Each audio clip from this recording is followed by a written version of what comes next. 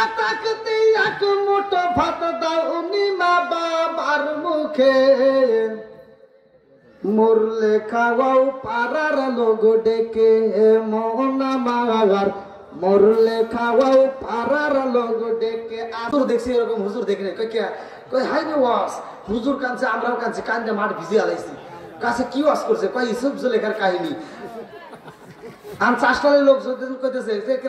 ইসুফ জুলেখার কাহিনী শুনে এত কান্দা কাঁদছিস কই হ্যাঁ খুব কাঁদছি কই ইসুফ জুলেখা কি পুরুষ নাকি মহিলা কই তা তো জানি না জুলেখা পুরুষ নাকি মহিলা এ ওয়াজ ও সারা রাত ধরে চোখের বাড়ি ফেলেছে অথচ পুরুষ নাকি মহিলা জানে না। আচ্ছা এরকম ওয়াজ শুনে কোনো লাভ হইব? সত্য কথা বলেন আমার কথা ওয়াজ শুনতে হবে ওয়াজ বুঝতে হবে। ঠিক আছে যেই সন্তান বাপ মারে ভাত দিবেন আমি ওপেনে বলে যাচ্ছি তোমার ওয়াজ শোনা লাগবে না তোমরা যাও। আমার একটা শ্রোতা হলেই চলবে কতক্ষণ ঠিক কিনা?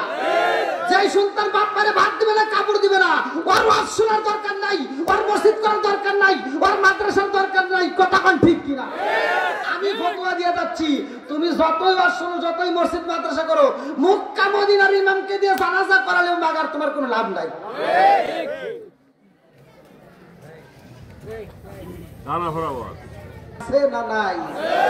আমি কি দাওয়াতের বিরোধিতা করতেছি? অনেকে সকালবেলা সব হুজুর ওয়াজ করে দাওয়াত খাওয়া যাবে আর গরু জবাই করা যাবে না পেঁচ লাগাইব কথা বল না কে? এই জন্য আমি ভাঙ্গে ভাঙ্গে কথা বলি। আমি কিন্তু এই দাওয়াতের বিরোধিতা করি নাই। আমার কথা হলো যেই সন্তান বাপ মারে ভাত দেয় না কাপড় দেয় না ও গরুকে উর জবাই করলে দিলি ওর তা খাবো না ওর জন্য দোয়ান করবো না কথা বল। আর যেই সন্তান বাপ মারে ভাত দিবে কাপড় দিবে আর গরু জবাই করা লাগবে না। ও যদি ব্রয়লার মুরগি জবাই করে খাওয়ায় তা ওর জন্য আত্মা ভরে দেওয়া কথা বল। মাসে মাসে লক্ষ টাকা ব্যাংকে রাখো জমা বাড়ি বাড়ি ভিক্ষা করে তোমার মা বাবা বাইরে তোমার মা বাবা ও তোমার বয়ের হাতে সোনার বালা ও তোমার বয়ের হাতে সোনার বালা দিন কাটে তার কত সুখে মরলে খাওয়াও পাড়ার লোক ডেকে মন মাগার মরলে খাওয়াও পাড়ার লোক ডেকে আসে না। কষ্ট পেতেছেন? আচ্ছা এই ওয়াজের দরকার আছে না নাই? সত্য কথা বলেন। সমাজের ভিতর কিছু পোলাপান আছে সমাজের ভিতর এই 2 মাস হয় না বিয়ে করছে সুন্দরী বইয়ের প্রেমে পাগল হয়ে ভিন্ন হয়ে যায় শহরে বাসা নাই এরকম পাগল ছাগল আছে না? কথা বল। যেই মা তোমার এই পেটের ভিতর জায়গা দিছে বাইরে চিন্তা করে দেখো বাইরে দেখে কোথায় দিছে এই পেটের ভিতর জায়গা দিয়ে যেই মা তোমাকে লালন পালন করছে এই পেটের ভিতর জায়গা দিছে একটা মায়ের 10টা সন্তান রে একটা ঘরের ভিতর জায়গা দিছে আর এই 10টা সন্তান বড় হওয়ার পরে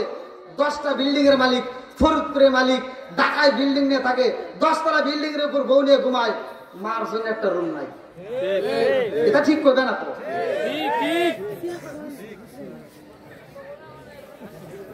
আসলে নাই।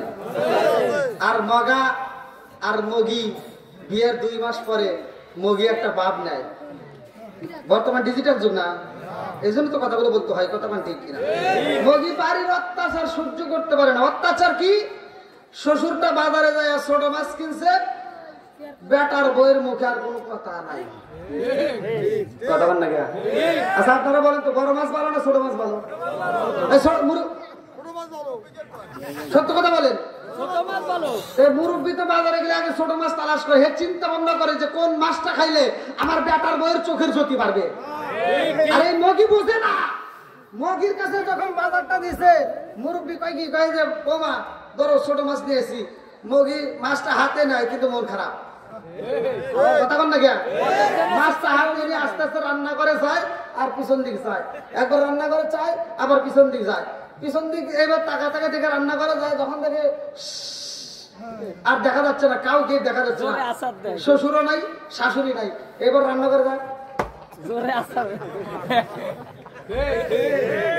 একবার কথা না আছে না নাই, এবার মগি ফোনটা হাতে নিয়ে হ্যালো এই শুনছো কি তোমার বাবা খালি ছোট মাছ আনে, এই মাছ কি কোটা যায় আছে না নাই, মগি ফোন দিয়ে কয় কি তুমি টাকা পাঠাইয়া দিও আমি বাজারে যা কিনবো মাছ। আমার মগি কোথায় যাইব মগি যাইব কোথায়, এবার মগা টাকা বাড়াইছে মগি বাজারে যায় আর কোন মাছ কেনে না, ডাইরেক্ট পাঙ্গা কথা কন না কে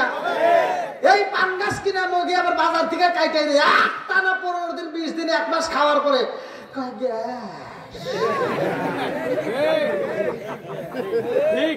আছে না নাই, তোর তো গ্যাস বল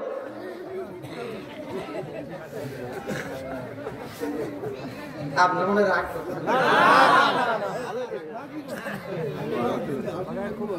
ভালো লাগতেছে, ভালোভাবে বুঝতেছে। আমার আওয়াজ শোনার পরেও অনেকে বিরোধিতা করবে, আর করবেই তো, কথা কোন ঠিক কিনা, করুক, তাতে কোনো দুঃখ নাই। আমার কথা যে সন্তান বাপ মায়ের ভালোবাসবে না আমি তার সাথে নাই, ঠিক ঠিক হ্যাঁ যাই কেন হয় কি পিছনে যুবক বাইরে চলবনি কথা বলো নাকি চলবনি, বাপ মা অসুস্থ হয় মাকারে ফোন দেয়, ছোট ভাইকে ফোন দিয়ে কয় ভাই আব্বা অসুস্থ মা অসুস্থ, ও কয় কি বেরেশ্বর বাজারে যা আব্দুল ডাক্তারের কাছ থেকে প্যারাসিটামল দিয়ে দে, ঠিক আছে ঠিক করবে না। আর ওদিকে দিয়ে যদি শালি একটা ফোন দেয়, শালি ফোন দেয় হ্যালো দুলো ভাই কি আম্মা অসুস্থ, আম্মা অসুস্থ, আগে কবি কিসের মধু খালি কিসের ফরিদপুর, টাকা নিয়ে আয় প্রাইভেট ক্লিনিকে ভর্তি কর, যত টাকা লাগে আমি আছি, ফকিন্নির বেটা জুতো দিয়ে বাইরে লাগবো, ফকিন্নির বেটা নিজের বাপ মা অসুস্থ হলে ডাক্তার খুঁজে পায় না, টাকা থাকে না, শ্বশুর শাশুড়ি অসুস্থ হলে বড় লোকই বাদ দেখায়। আমি ফতুয়া দিয়ে যাচ্ছি, যাও তুমি তথ্য নাও, এই কাজ যে সন্তান করে ওর ভিতর বেজাল আছে, কি আছে জোরে কও।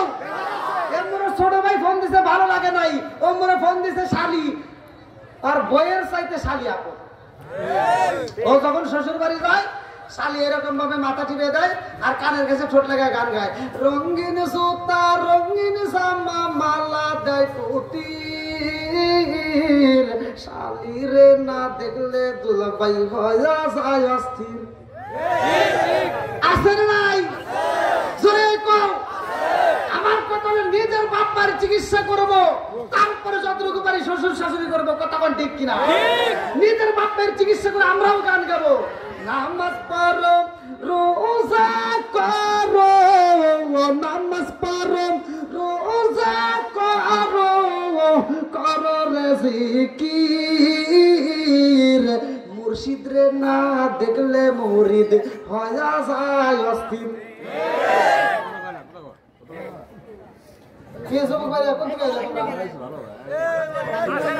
শুনে সব ছুটিয়ে চলে আসতেছে, বাইক দেখে আর এদিকে তো জায়গা হচ্ছে না, ওইদিকে যাও,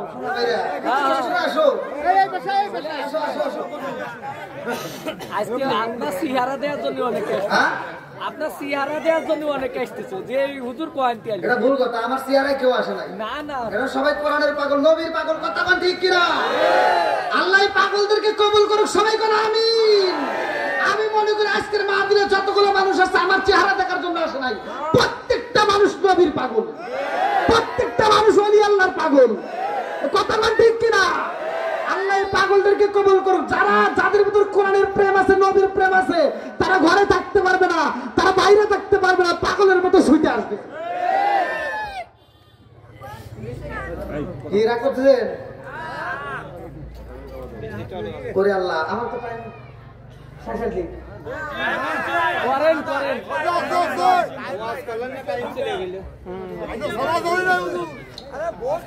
আপনি কইতে এই যুবক ভাই চলবো নি একটু আমার যুবক ঠিক পুরা সমাজ ঠিক ওয়াস লাস্টে নিয়ে যাবো একবার যুবকদের পক্ষে তিনটে পর্যন্ত আর মহিলাদের খবর আছে অনেকে চিন্তা করতেছে যারা বই রেখাতে পারে না ওরা চিন্তা করতে আজকে পাইছি একটা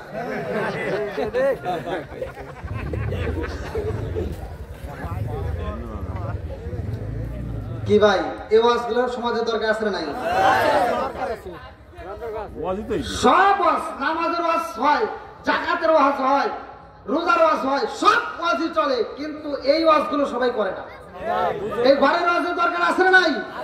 আর একটু জোরে করে আছে না নাই বন্ধুরা রে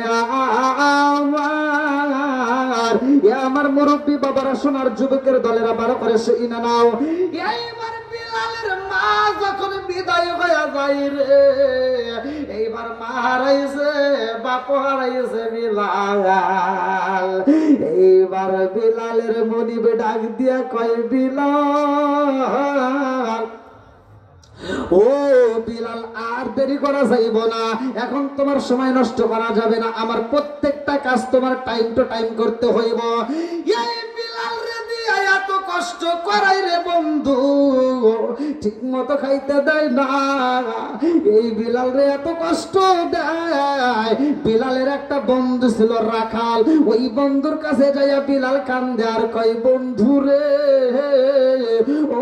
বন্ধু আগে বুঝি নাই আমার জনম দুকুনি মা বাচ্চা থাকতে কি হয়েছে জানো শুনি রে বন্ধু আমি যখন বাড়িতে যাইতাম আমার মনিব খাইতে দিত মা কিন্তু আমার জনম দুকুনি মা নিজের খাবার না খাইয়া আমার জন্য রাইখা আমারে খাওয়াইছে আল্লাহু আকবার এটা শুধু কি বিলালের মা আমাদের মা খাওয়াই নাই কথা কোন আজকে সেই মায়ের কষ্ট দেওয়া যাবে বন্ধুরা রে আমার রাজার দোষে রাজ্য নষ্ট প্রজা কষ্ট পায় নারীর দোষে সংসার নষ্ট স্বামীর কষ্ট হয় জোরে জোরে কোন কথা ঠিক কিনা বনে জ্বলে বোম্বা দড়ি সাউ জ্বলে তার বুকে এমনি মায়ে সংসারে না পড়লে খাজার দুঃখে বিদেশেতে কারো যদি ছেলে ময়রা যায় পশু পাখি জানার আগে আগে জানে মায় জোরে জোরে কোন কথা ঠিক কিনা কালা গরু ধলা গরু একই রকম দুধ শরীয়ত মারে বুদ্ধি একই জিনিস একই মায়ের পুত জোরে জোরে কোন কথা ঠিক কিনা বন্ধুরা রে আমার বন্ধুরা দিয়া কয় বিলাল ও বন্ধু আমি এমন একটা নবীর কাছে গেছি যার কাছে যাওয়ার কারণে আমার জীবনটা পরিবর্তন হয়ে গেছে আল্লাহু আকবার বিলাল ডাক দিয়া কয় বন্ধু রে আমার জীবনে আমি একটা মানুষ পাইছিলাম ওই মানুষটার যদি পাইতাম আমার মনের কথাগুলো খুইলা কইতাম বলে তুমি কারে পাইছিলা বলে বন্ধু আমি চরার ভিতর উর্দম্বা গুলো নিয়ে ছাগল গুলো নিয়েছিলাম এমন সময় একটা নবী আইছে জানি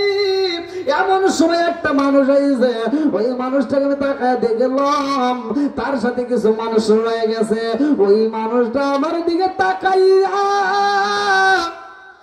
এমন ভাবে কথা বলেছে গো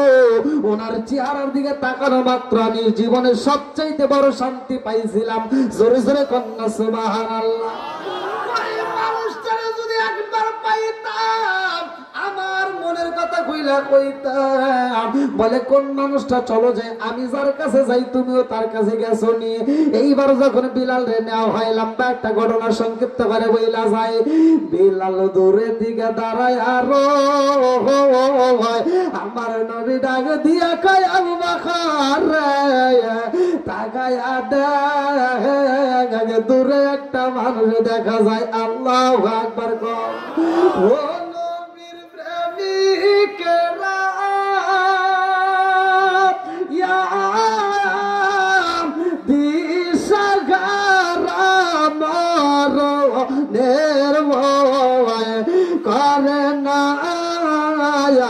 প্রেম তো ও নবীর প্রেমিকেরা দিশাগারা মারণের প্রেম তো আরে প্রেম কইরাছে মুসা নবী তোর পাহাড়ে গায়ালেন তিনি গো প্রেম কইরাছে মুসা নবী তোর পাহাড়ে গায়ালেন তিনি গো ওরে খুদার নূরে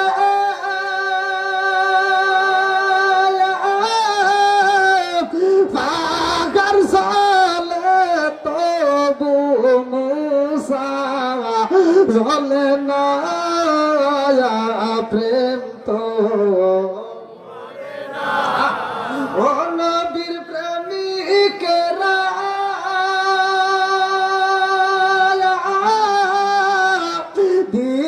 দিশাগারা মারণের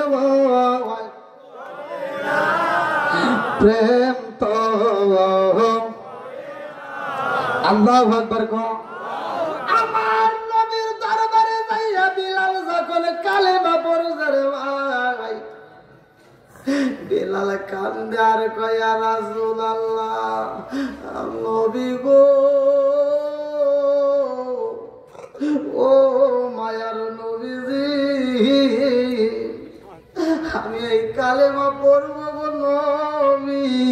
এই জিকির আমার কাছে মজা লাগে তরিকতের বাইরে এখন নষ্ট ভালো করে বুঝবে আলা বিজিক্রিল্লাহি তাতমাইন্নুল কুলুব যেই কলবের ভিতর আল্লাহর জিকির আছে গো ওই কলবের ভিতর শান্তি আছে কথা কোন ঠিক যেই কলবের ভিতর আল্লাহর জিকির নাই কোরআনটা খুইলা দেখো সূরা রাদ আয়াত নম্বর 28 আমার আল্লাহ বললেন আলা বিজিক্রিল্লাহি তাতমাইন্নুল কুলুব যেই কলবের ভিতর জিকির নাই ওই কলবের ভিতর শান্তি নাই কথা কোন ঠিক কি না বন্ধুরা রে আমার বিলাল কান্দে আর কয় ইয়া রাসূলুল্লাহ নবী গো আমার মা নাই আমার বাবা নাই ও মায়ার নবী গো মা নাই বাবা নাই আমার মনি বাবার যেই ঘরে থাকতে দেয় ওই ঘরের ভিতর উড় দুম্বা থাকে ওই ঘরের ভিতর উড় দুম্বা গুলো প্রসাব পায়খানা কইরা গো নষ্ট করে বলে এই ঘরের ভিতর আমি কেমনে জিকির করব আমার নবী কই বিলাল রে ও বিলাল এইবার তুমি বাড়িতে যাইয়া উটগুলো যখন ঘরের ভিতর তুলবা ওই মুহূর্তে উটের লাগাম ধরে বইলা দিবা ও আমার উটের দলের আমার রহমাতাল লিল আলামিন নবী বইলা দিয়েছে এই ঘরের ভিতর প্রসাব পায়খানা করা যাবে না আল্লাহু আকবার কও নবীর প্রেমের যন্ত্রণা সইতে আমি পারি না বলেন নবীর প্রেমের যন্ত্রণা মনে চায়ুরি আসাইতাম সোনার মদিনায় মনে চায়ুরি আসাইতাম সোনার মদিনায় নবীর প্রেমের যন্ত্রণা সইতে আমি পারি না চিৎকার মেরে কন্যায় আল্লাহু আকবার আমার নবীর সম্মান একটা দুম্বা বোঝে ওঠে বোঝে কিন্তু কিছু মুনাফিক মার্কা বেঈমান মার্কা মানুষ বোঝে না আবার তাদেরকে বুঝাইলে আমাদের বিরোধিতা করে এরকম লোক আছে না তুমি বিরোধিতা কইরা করবা কি মোল্লা ভালো করে শুইনা নাও আমার নবীর প্রেমে পাগল স্বয়ং আমার আল্লাহ কথা কোন ঠিক কিনা সারা জীবন করলি রে তুই যাই মোল্লা রে ঘিনা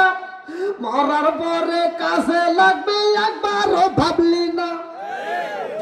সারা জীবন করলি রে তুই যাই মোল্লা রে ঘিনা মরার লাগবে একবারও ভাবলি না এই মোল্লা না তাকিলে তোর মার বিয়া হইতো না এই মোল্লা না তাকিলে তোর মার বিয়া হইতো না এই মোল্লা আরে সারা তোকে কবর দিব না এই মোল্লা আরে সারা তোকে দাফন দিব না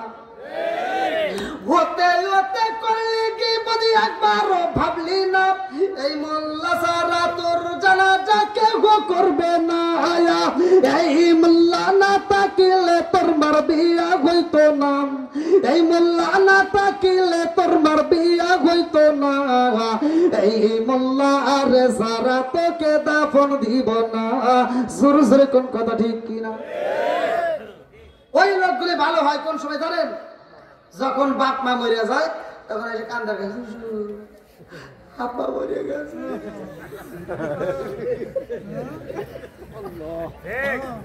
ঠিক তো করবে না যারা বাপ আসাও তারা ভালো করে শোনো সন্তানকে দিনী শিক্ষা দেওয়া নাই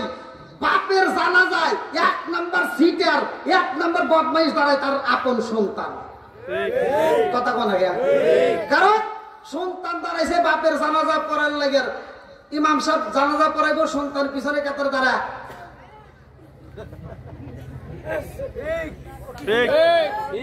ঠিক তো কবে না যে দাঁড়াইছে ওরে শিখে দেবো কিছুই জানে না কথা বল না কে তাহলে বাপের জানা যায় 1 নম্বর সিটার কে ধরে পান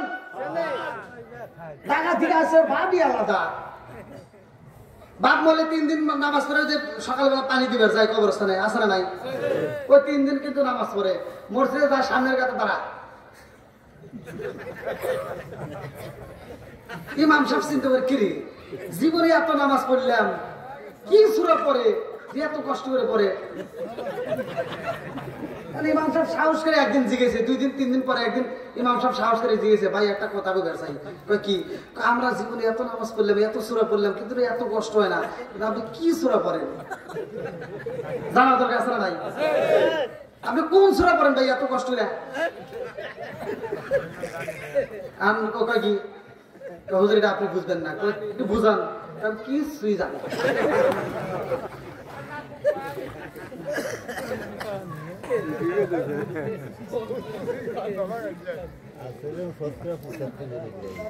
আপনার মনে রাগ করতেছেন হ্যাঁ